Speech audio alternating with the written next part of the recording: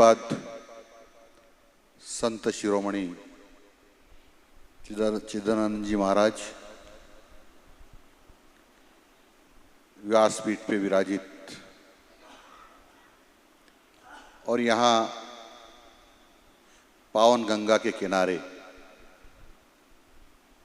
श्री राम कथा का आनंद ले रहे सभी धर्म प्रेमी बंधुओं, बहनों और मित्रों, मैं तो एक सामान्य सा गांव का आदमी हूं। इतने बड़े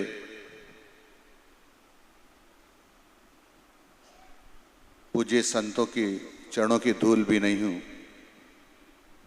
और इनके सामने मैं क्या बोलूं मेरे कोई समझ में नहीं आ रहा है। लेकिन महाराज जी का आदेश हुआ है कि मुझे कुछ बोलना है। महाराज जी क्षमा करना, क्योंकि मैं कोई धर्म का ज्ञाता नहीं हूं। कुछ बात हो सकता है कि गलत भी निकल जाए। अभी महाराज जी चर्चा कर रहे थे कि बर्तन बैंक, बर्तन भंडार, बर्तन आंदोलन,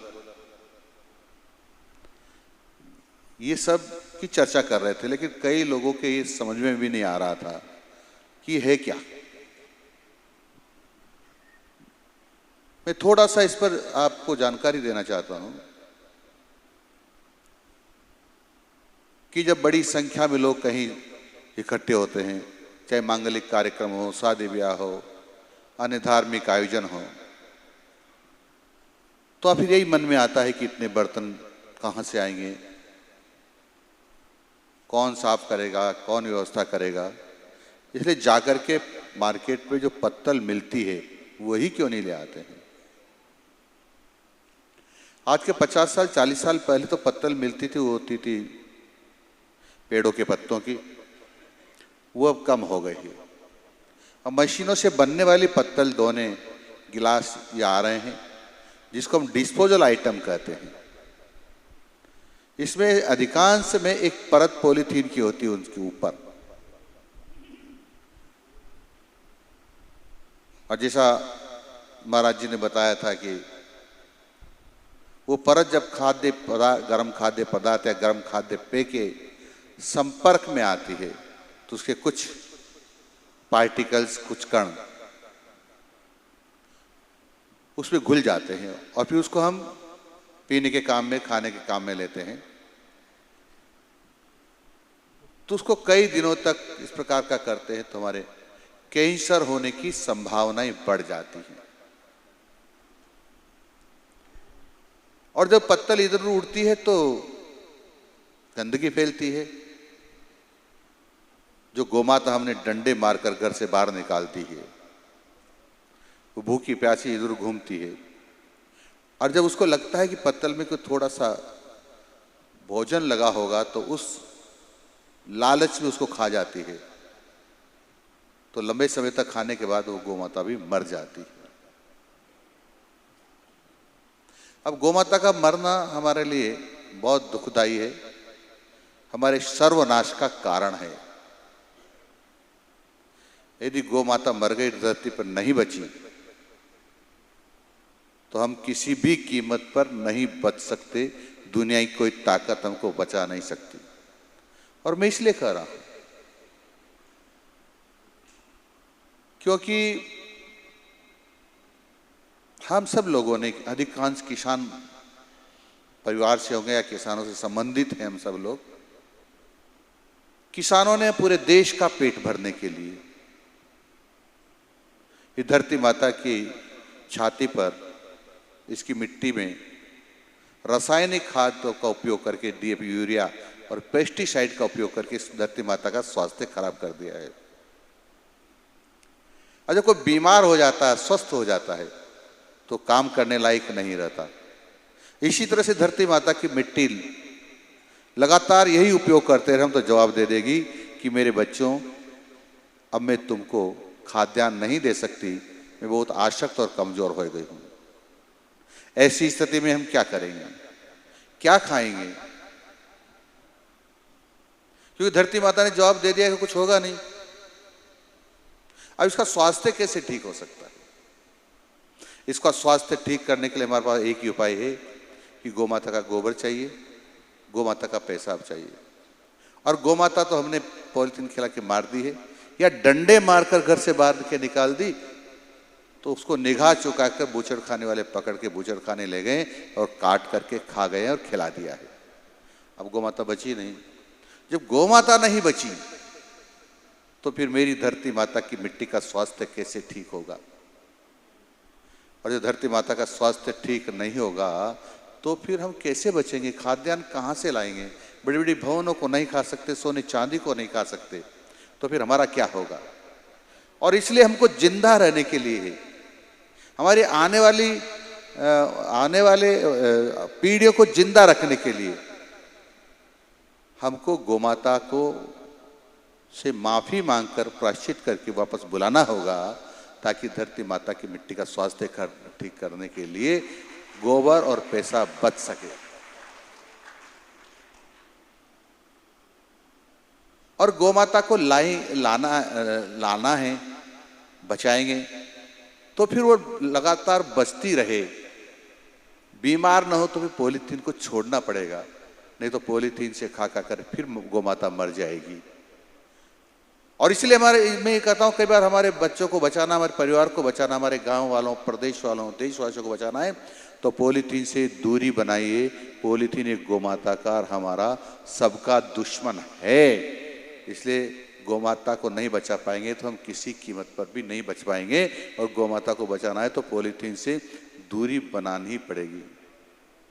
हम बड़े खुश होते हैं जब भगवान की पूजा करने जाते हैं, संतों के चरणों में जाते हैं तो एक पॉलीथीन की थैली में माला भी ले जाते हैं, प्रसाद भी ले जाते हैं, भगवान को भी चढ़ाते हैं, संतों के चरणों में भी चढ़ाते हैं। हम सोचते हैं भगवान बहुत खुश होगा कि बहुत अच्छी माला मेरे लाया है मेरा भक्त, बहुत अच्छा प्रसाद लाया है, अगरबत्ती लाया है, पूजा का सामान लाया है। लेकिन सारे देव देवताओं के और भगवानों की तो माँ है गोमाता, और जब भगवान की माँ को मारने का सामान ले जा रहे हैं वहां, तो भगवान हमसे कैसे खुश होगा? हमें से भगवान किसी कीमत पर खुश नहीं हो सकता।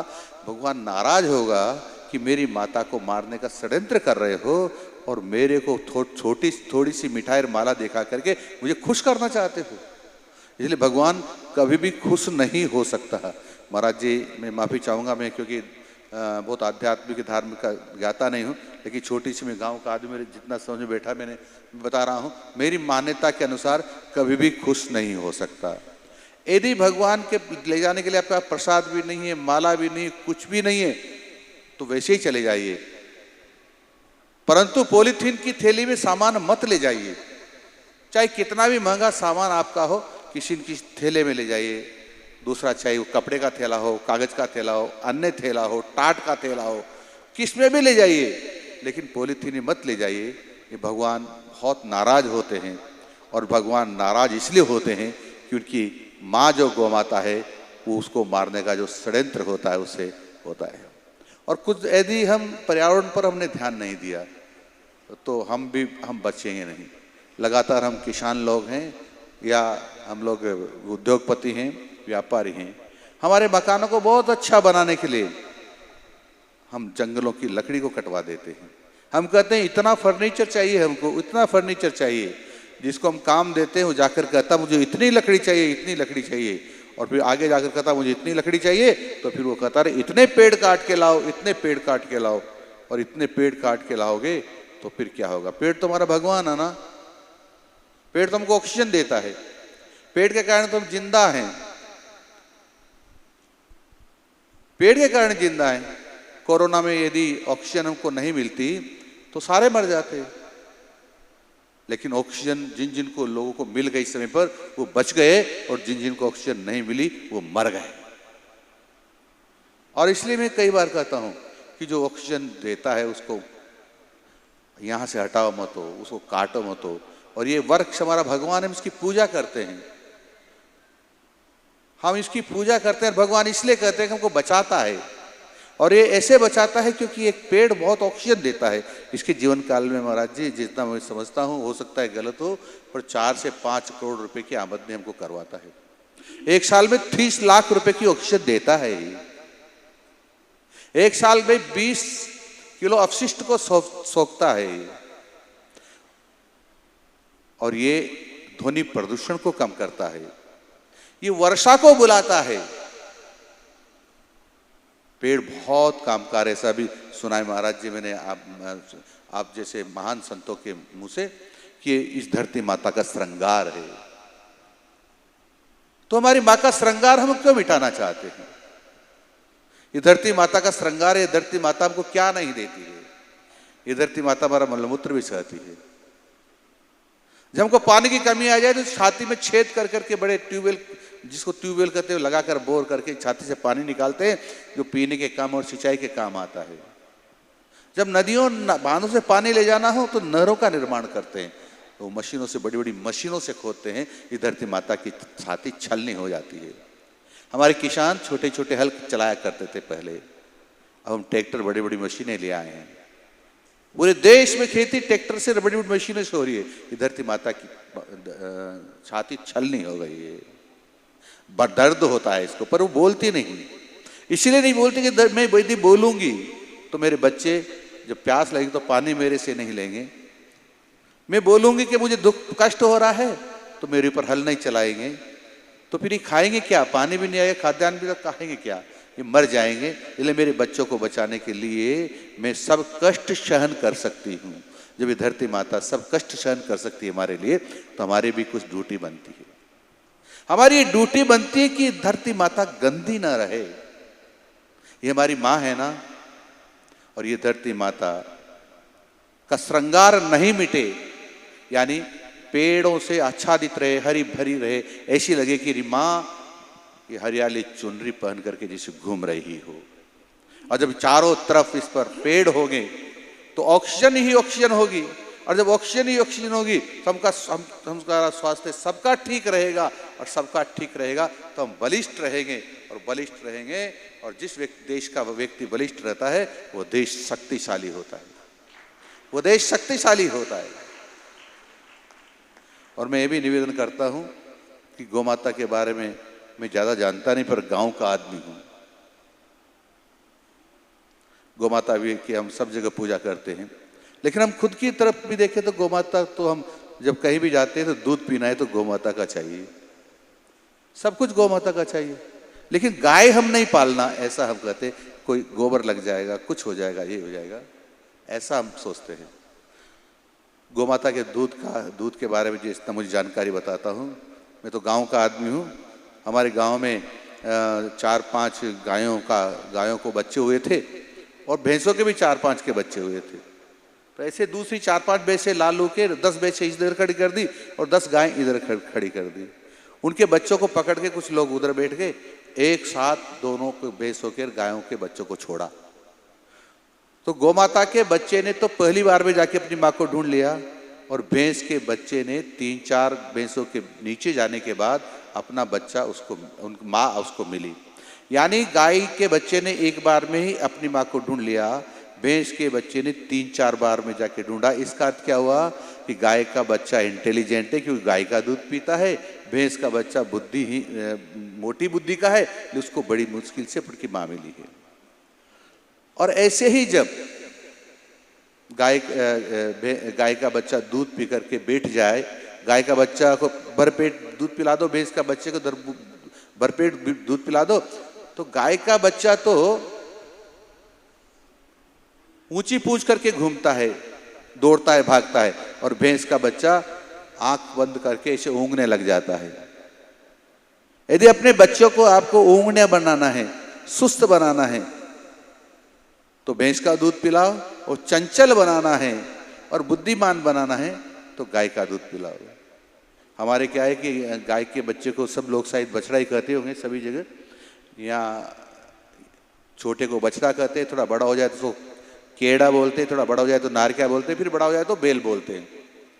भैंस के बच्चे को छोटे को पाड़ा बोलते, थोड़ा बड़ा हो जाए तो पाड़ा बोलते, तो और बड़ा हो जाए तो पाड़ा बोलते, और बड़ा हो जाए तो क्या हो जाता है वो पाड़ा।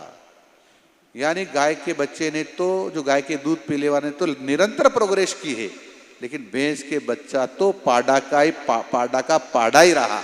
यानी भैंस का दूध पीने वाला का तो मोटी बुद्धि ही रहेगी और गाय का दूध पीने वाला निरंतर प्रोग्रेस करता रहेगा। इसलिए गाय के दूध की बहुत महिमा है। इसलिए अपने बच्चों को चंचल बनाना है, चंचल बनाना है, बुद्धिमान बनाना है, उसको उसका निरंतर विकास होता रहे, तो फिर गाय का दूध पिलाओ, और गाय का दूध पिलाओ तो फिर गाय का दूध, गाय माता को पालो, उसकी सेवा करो, ताकि उससे खेत के लिए मेरे को गोबर भी मिलेगा और उसका पेशाब भी मिलेगा। और जब गोबर मिलेगा तो हमारी धरती माता की मिट्टी का स्वास्थ्य भी ठीक होगा, और जब धरती माता की स्वास्थ्य ठीक होगा तो हमको अच्छा खाद्यान्न देगी, जिससे हमारा पेट भी भरेगा। मैं इतना ही आप सब लोग के बीच में प्रणाम करता हूँ, अपनी बात को समाप्त करता हूँ। महाराज जी, हो सकता है कोई गलती मेरी हो गई हो तो माफ़ी चाहता हूँ।